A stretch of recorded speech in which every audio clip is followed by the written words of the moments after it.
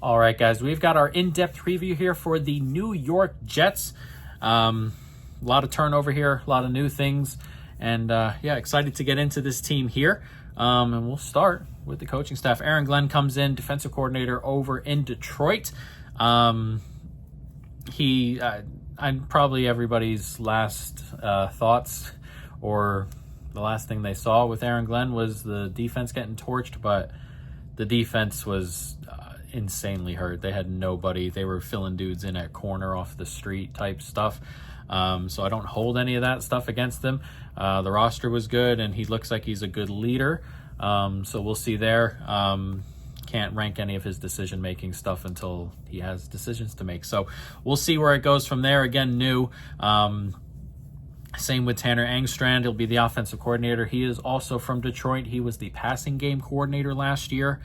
We'll see how that mixes in with a mostly running quarterback in Justin Fields.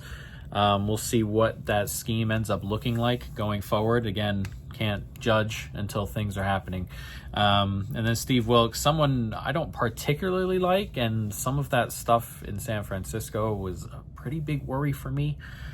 So we'll see there. I'll give him the benefit of the doubt for the moment because it's in a new place with a new roster and stuff like that. But again, at best, a question mark is Steve Wilks. The others are genuine question marks, and we can't tell until we see. Again, Tanner, we'll see what the fit looks like here. It's a little bit odd for me. And with the kind of running quarterback, and I guess we can jump into quarterback right now. Justin Fields is the quarterback here. Tyrod Taylor is the backup, and he's a decent enough backup. But Justin is going to be the starter, it looks like, and I'm not a big Justin guy, to be perfectly honest. He's like 29th for me, 29th rated quarterback for me. A really good runner, but that's kind of it. He's a one-read kind of quarterback, makes bad decisions after that, can't process just the field very well, can't read defenses really well. He's inaccurate. I don't like much of anything with Justin Fields, to be perfectly fair, and or to be perfectly blunt. And yeah, I don't know what teams continue to see in him. He keeps getting picked up and then moved on for reasons I think are pretty obvious, and then he gets picked up somewhere else. My thing with Fields is I think people see the running, and the running makes a really good quarterback really, really good. Like, you get Lamar. If you have to account for the running, it's a second thing you got to account for that's so huge just on the offense. But he can't do any of the other stuff to me. So I think having the base there and having the electrifying running stuff is something people see and think maybe we can do the other quarterback stuff and coach him up on it or build him up on it, and it just doesn't really happen that way. I'm not so sure he starts again after this. We'll see. And I'm not particularly sure personally that he gets through the entire season as the starter here despite the contract. So yeah, sorry, I'm really, really low on Justin Fields. And Tyrod for me would be a better fit for the offense in terms of they want to do some quick throwing and stuff. Again, you're going to get a lot of running game here, but he was the passing game guy, and he was drawing up. A lot of it was really good, but if, Fields is late or can't complete these things, or it's just not looking good, I think Tyrod Taylor is just a better fit for the passing game. Definitely not a better fit for the run game. I would definitely rather have Fields if we're going to do a lot of RPO and stuff like that. And again, it's just conjecture because we don't know what Engstrand's actually going to run until he's out there running it in a game. So it's just conjecture. But again, passing game coordinator out of Detroit, you would think he was doing a lot of the passing stuff. We'll see. Running back, interesting group. Breece Hall is the one. Breece Hall is kind of underperformed a little bit to me. This is slightly above average group. Kind of like I keep expecting, Breece Hall to kind of break out and become like that. Well, I thought he'd be really, really good, but hasn't quite happened there. We're just above average here. Isaiah Davis is probably not going to get a ton of touches. Braylon Allen, solid. I really like the look of him as well. There were times last year where I thought Braylon should have been in instead of Breece, especially in some of that short yardage stuff. I'm not saying Breece is bad or anything. Again, this is an above average room. But I don't think Breece Hall is ever going to turn into that top 3, 4, 5 running back, and that's perfectly okay. But yeah, solid room. Again, nothing crazy, but you got 2 solid backs who can probably both carry the load if need be. Wide receiver, Garrett Wilson is the gem here. At wide receiver, just gets a new contract, which is nice. And him and Sauce. And yeah, he's definitely the guy in this room. A genuinely really good receiver. The rest of the room is a pretty big issue. Josh Reynolds is the 2 here.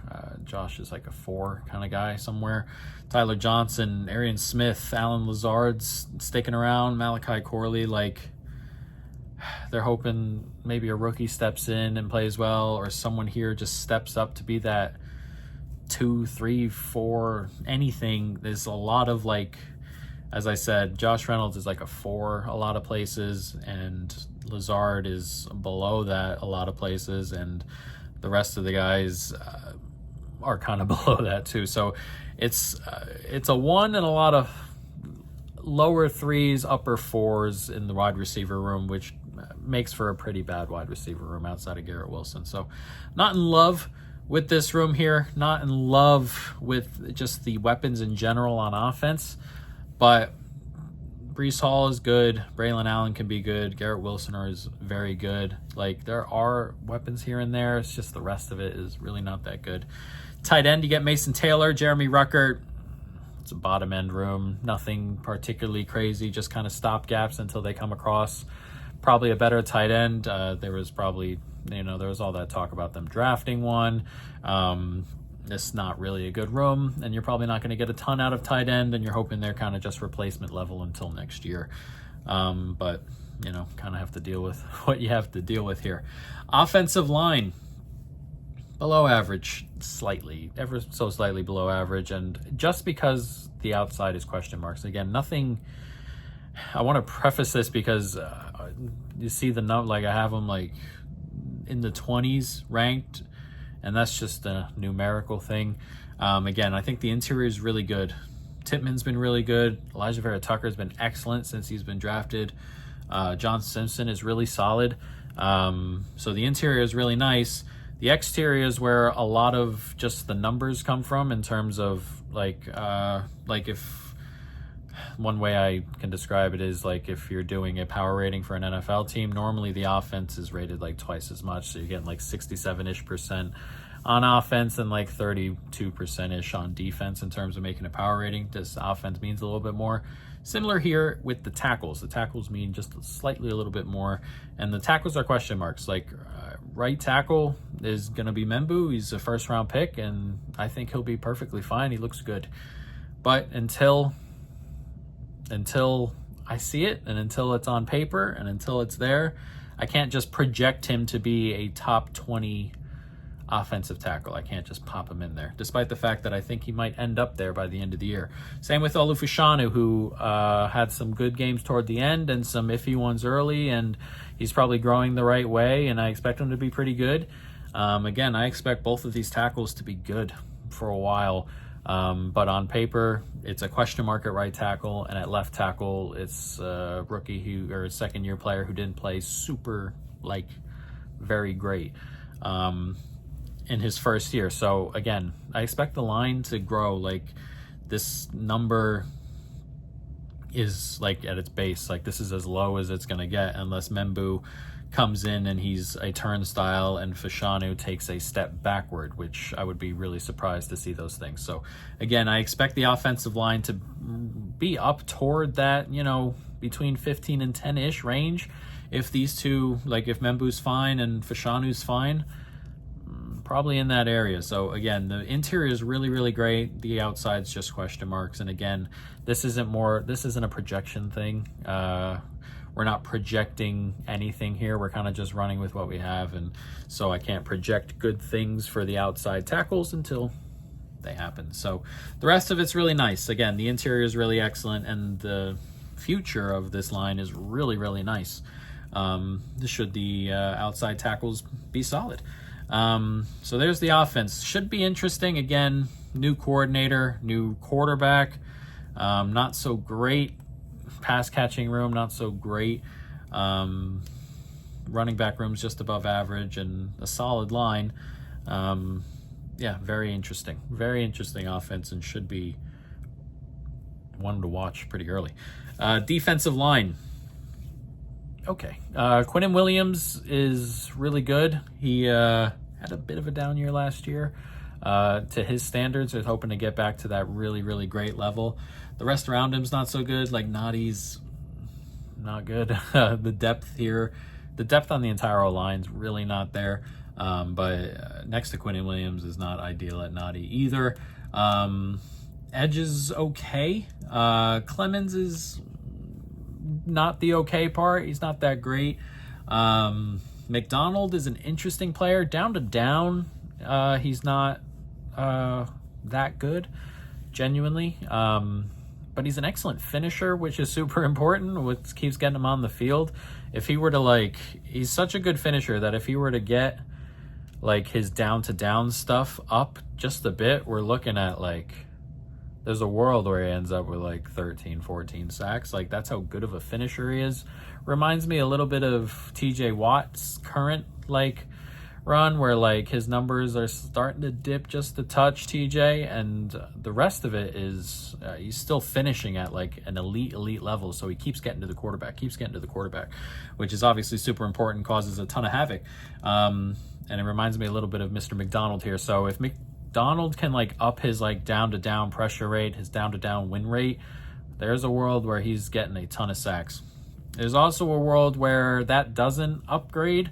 He doesn't jump forward in the pressure department. He doesn't jump forward in the win rate department, and his sacks kind of come back to the pack, and he just has a not so good year. So an interesting development over there with McDonald. He'll be one to watch for the season coming, but again, it's an okay-ish unit, really not deep either. There's a worry here where there are a lot of snaps going to players who just aren't good. So we'll see on the defensive line. Linebacker is a good unit. They lose CJ Mosley, and it's still a good unit, which is a pretty good sign. Sherwood last year broke out a bit, resigns. He was very solid last year. Quincy Williams was okay. Just a little bit. He's just not great. It's solid. Again, this is a top 10, 12 unit. And we'll see with Quincy Williams getting back to it. Sherwood, again, can keep stepping up. We'll see if that has a little bit more growth to it as well. But again, a very solid unit and young depth as well. I don't know how to say Buddy's name. Mawiga. I'm sorry. And then Burns. But yeah, depth is young, depth is talented. So even if one of these guys were to pop out or one of them were to not play well, you got depth that can pop right on in and be good. So it's a good unit. Secondary is still pretty good. Might take a slight step back in the corner room. DJ Reed leaves. Brandon Stevens comes in, and that's a pretty big downgrade, unfortunately. Sauce, keep waiting for him to, he's very, very good and continues to be very good and very, very talented, but he goes through these stretches where you're what's going on with Sauce? And I think that a lot of that was the defense overall kind of quit toward the end of the year last year or during that time. So I'm not going to hold it too high on Sauce. Again, he's still a very, very, very, very elite corner. I kind of just want him to get back to that top 3 good type of corner. They draft Thomas at corner as well. We'll see. Obviously rookies are hit and miss, and corner, that being said, corner has been one of those positions now where they're jumping in and making more of an impact right from the get-go. So we'll see there. Oliver is still here. Oliver is solid. Get snaps. Carter The second is also here. Still very good corners. So again, they lose DJ Reed and downgrade a little bit there, or a decent amount there, just in terms of swap. But again, they're still solid corners all around here. Safety's okay. Tony Adams, Cisco's coming off a bad year, but more of a, we'll see if it's more of a defense thing than the defense he was playing in thing, rather than a him thing, which is what I kind of expect. I expect him to kind of bounce back a little bit this year. So again, a solid room. It's probably a slight downgrade from last year, but again, a solid room, solid linebacker room. Defensive line is the worry. And when you have a bad defensive line, it affects everything. You know, you're getting to the quarterback a second and a half later than everyone else, and covering in the NFL is insanely difficult. And asking corners to cover for 2.5 seconds is hard, and then asking them to cover for 4 seconds is almost impossible. So hopefully the D-line gets some pressures. Hopefully you get some growth out of McDonald, and, you know, Quinnen Williams stays healthy, and you can find something else next to him, and Clemens is okay, and we're looking at a slightly above average defense if that's the case. But yeah, interesting team. There are holes, as you would expect, but there are strong parts. As we said, the interior of the offensive line, potentially the entire offensive line. Garrett Wilson, Breece Hall, very good. Quinnen Williams is very good. The linebackers are good. Sauce is excellent. You know, all that stuff. So there is talent on the team, even if it's not ready to, you know, move forward toward the playoffs in that direction. Schedule, interesting. A really tough start. You get Pitt at home, then Buffalo at home, and then at Tampa, and then at Miami, which is a really tough start, a genuinely tough start. Then you're home to Dallas, then you go to Denver. Sorry, you don't go to Denver, you go overseas to play Denver. That is a travel game, international game, then Carolina at home, and then at Cincinnati before the bye. So it's a really, really tough start. And I don't want to say I don't think they're going to be 0-8, but if this team was 0-8, it probably wouldn't even, it may not even be on them. That's how difficult the schedule is to start here. Your easiest games, again, Pitt at home, at Miami, Carolina at home, Dallas at home. Like, it's a really, really tough start. And then you get the bye, and then this is where it eases up slightly. Cleveland at home after the bye. You're at New England, at Baltimore. Then you have Atlanta, Miami at home, which I think are winnable, at Jacksonville, at New Orleans, New England, which are all three kind of winnable, and then at Buffalo to end the season, who may have locked everything up. So there are wins to be had in the second half of the schedule, I believe. And again, there are a couple wins to be had in the front half of this schedule. If everything clicks as good as it possibly could, I mean, you can beat Pitt, you can beat Carolina, you can kind of split the other stuff in here with Dallas, Miami, and then after the bye, you know, Cleveland, New England, winnable. Theoretically, Atlanta, Miami, Jacksonville, New Orleans, New England, again, winnable. So there's a world here where there are wins on the table. And I was listening to the Deep Dive podcast. I recommend you go listen to that, by the way, if you don't, as they talking football. But one of the guys on there, Drew, said this this happens to, as a Giants fan, this happens to us all the time, and I don't wish it on anybody because it absolutely sucks. But there's a world where you start like 1-7 and 0-8, and then you're like, okay, we're gonna get the number 1 overall draft pick, and then you win 4 games in the back end, and you're drafting 8th. That shit happens to the Giants all the time. As a Giants fan, it absolutely sucks. And again, I'm not wishing it on the Jets, but it does set up that way. But yeah, it's interesting. There are a lot of tests early for a variety of different things. You're going to get tests for the offense right away. Pitt, Buffalo, both at home, but both good enough defenses to cause problems here. And a new defense, and you're going to get TJ Watt and, you know, Greg Rousseau and Nick Bosa types going at these young tackles. You're going to get a Justin Fields adapting to another new system. You're going to get a new offensive coordinator who's new to calling plays. You're going to get a new head coach used to calling stuff like that. You're going to get a defensive line that's going up against a Buffalo team that's got a really good O-line. Tampa Bay team's got a really good O-line. So you're going to get tested by fire really, really early with this Jets team. But yeah, as I said, this is probably just a rebuild year. You deal with the problems you have this year and kind of step into it next year. We do have a bet here for the Jets under 335.5 points on offense, minus 110. That is a $1.81 bet. This is just a me going against Justin Fields. I'm not a Justin Fields guy. I'm not going to be. New coordinator who's theoretically pass happy, new head coach. Again, a lot of tough defenses on here as we discussed. Denver overseas. You're getting Tampa Bay, who could be pretty good. Pitt and Buffalo early. Cleveland could have a decent defense. New England twice, who could have a decent defense. Buffalo a second time. At Baltimore is tough. So a lot of tough defense. It's 19.74 points per game or less than that, which I think is kind of doable. There are a couple here I worry that, you end the day with like 13 points. I think there are a couple of those there, and we'll see. But that's the New York Jets, guys, and yeah, good luck to them.